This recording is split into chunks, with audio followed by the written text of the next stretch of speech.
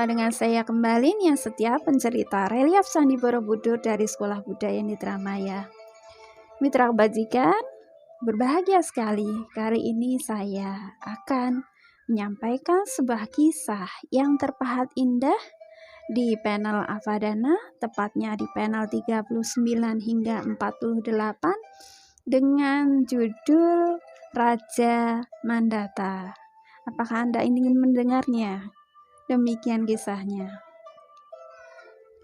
Saat itu, Raja Uposada, seorang raja yang bijak dan bajik, sangat dicintai oleh rakyatnya karena beliau sangat ulas asih.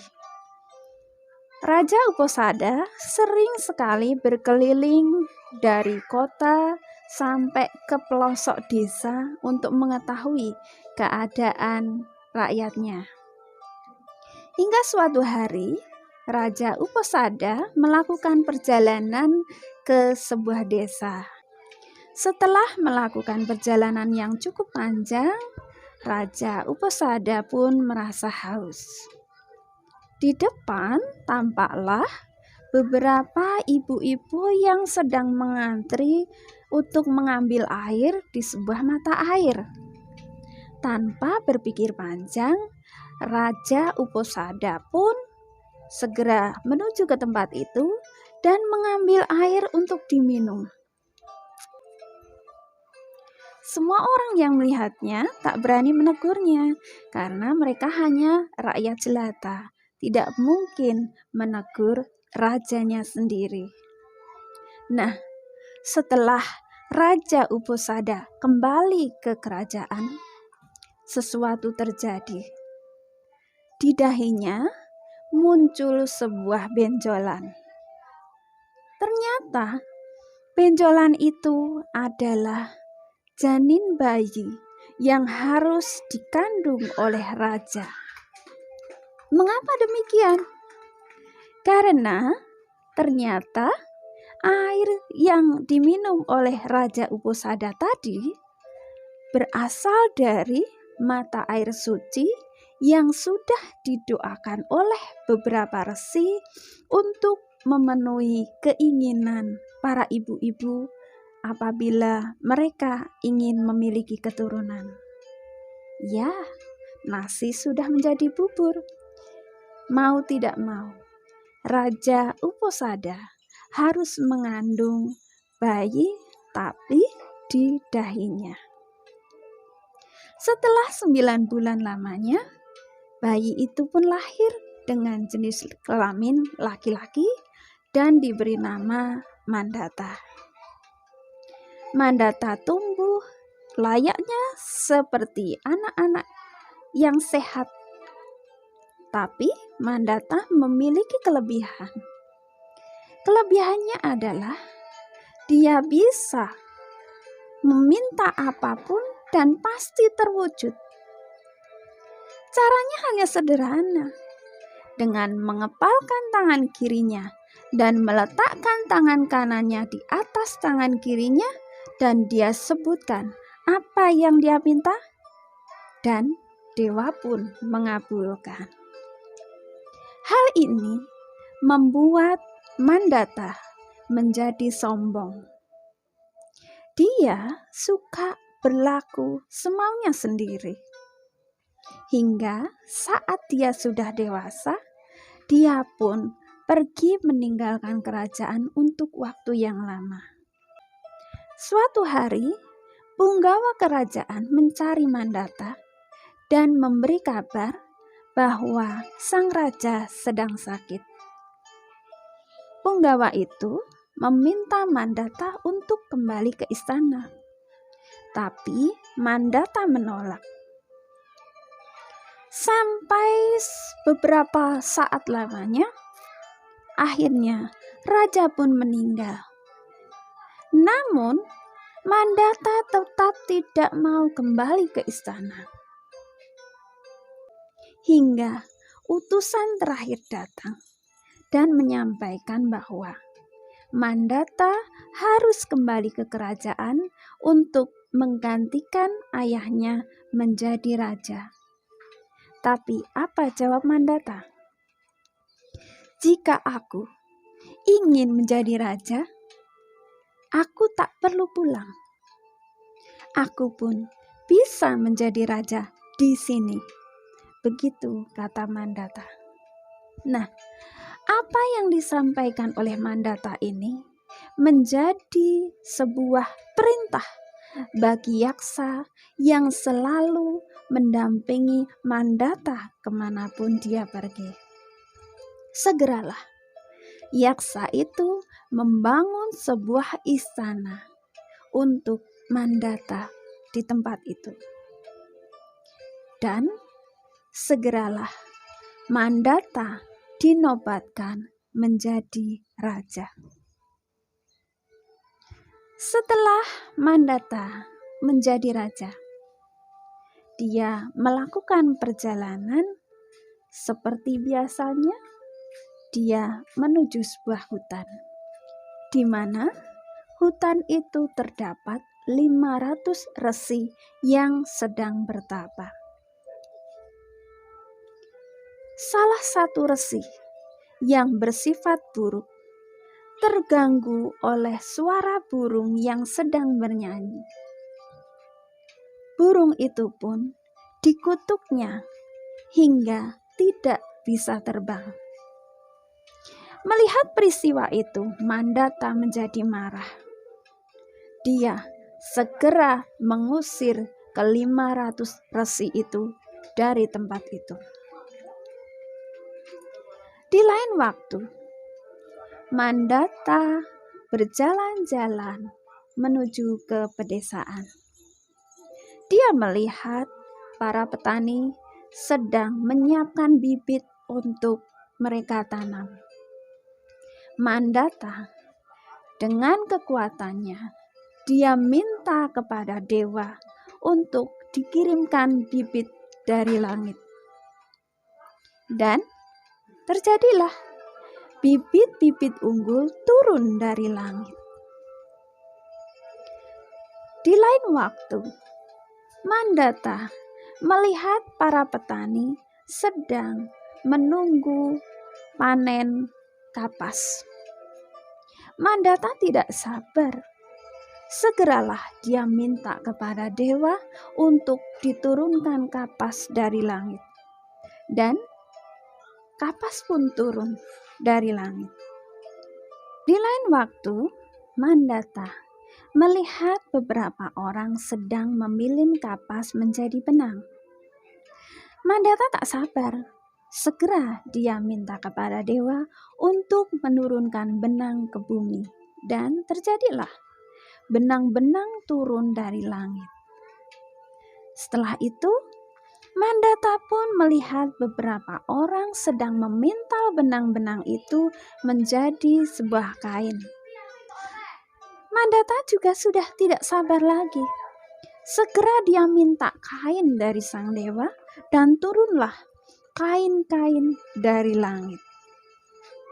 Setelah beberapa waktu, negeri yang dipimpin oleh Mandata pun menjadi makmur. Kerajaannya semakin besar. Suatu hari, Mandata bertanya kepada yaksa, "Adakah kerajaan yang bisa aku kuasai selain kerajaanku ini?" Yaksa pun mengiyakan, dan mereka berusaha untuk merebut kerajaan di sekitarnya. Dengan kekuatan yaksa, Mandata pun bisa menguasai kerajaan-kerajaan di sekitarnya. Namun, keinginan dari Mandata tidak hanya sampai di situ. Dia masih ingin menguasai kerajaan-kerajaan di seluruh dunia.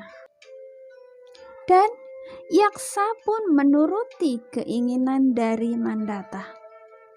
Akhirnya, semua kerajaan yang ada di bumi bisa dikuasai oleh Mandata.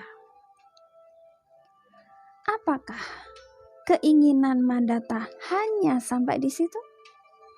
Tidak. Karena sifatnya yang sombong, muncullah keinginan yang lain. Bertanyalah Mandata kepada sang yaksa, adakah kerajaan yang belum aku kuasai? Tanya Mandata. Yaksa pun menjawab, ada tuanku, sebuah kerajaan yang ada di langit yang dipimpin oleh Sakra, raja para dewa.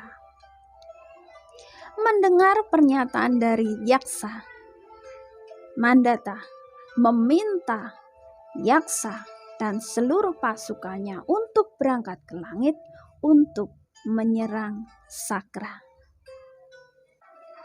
Setelah mereka sampai di langit, Mandata disambut gembira oleh Sakra. Dan dia ditanya, apa keinginannya? Mandata pun menyampaikan bahwa dia ingin menguasai langit. Sakra yang berhati bijak dan bajik merelakan separuh kerajaannya untuk diberikan kepada Mandata. Dan Mandata pun menerimanya. Sejak saat itu, mereka duduk berdampingan di singgasana yang sama. Mereka memimpin dunia dan surga bersama-sama. Hingga suatu hari, Asura dengan pasukannya, mereka datang ke langit dan ingin menghancurkan kerajaan langit. Melihat ancaman ini, Sakra beserta pasukannya dibantu oleh Mandata. Mereka bertempur dengan sengit dan di akhir cerita, Mandata pun bisa mengalahkan pasukan Asura. Setelah peperangan usai, Mandata pun berkata, siapakah yang telah mengalahkan Asura? Sakra menjawab dengan tenang, engkaulah Mandata yang telah mengalahkan Asura. Setelah mendengar perkataan dari Sakra, muncullah perasaan sombong dalam diri Mandata. Dan dia pun berkata, ketahuilah bahwa yang telah menghancurkan dan mengusir Asura adalah aku. Maka mulai saat ini, akulah yang menguasai surga dan dunia tanpa terkecuali. Setelah Mandata selesai mengucapkan kalimatnya, dia terlempar dari singgasananya dan terjatuh hingga ke bumi. Tubuhnya terhempas sampai ke taman di mana biasanya dia berkumpul dengan keluarganya dan punggawa-punggawanya. Segeralah beberapa orang yang ada di taman itu berkumpul di dekat Mandata jatuh. Dan Mandata pun mengatakan sesuatu. Janganlah kalian menjadi sombong atas apa yang sudah kalian raih. Dan syukurilah apa yang sudah kalian dapatkan. Karena tak ada kesempurnaan, tak ada kebahagiaan tanpa rasa syukur. Setelah mengucapkan kalimat-kalimat itu, Mandata pun menutup matanya untuk selama-lamanya. dari kisah ini kita bisa mengambil hikmah bahwa apapun yang kita dapatkan, apapun yang kita terima, patutlah kita syukuri. Jangan sampai kita tidak bisa bersyukur, bahkan menyombongkan diri dengan apa yang sudah kita punya. Karena sebenarnya syukur inilah kebahagiaan yang sebenarnya. Demikian kisah dari Raja Mandata. Semoga semua makhluk berbahagia. Salam.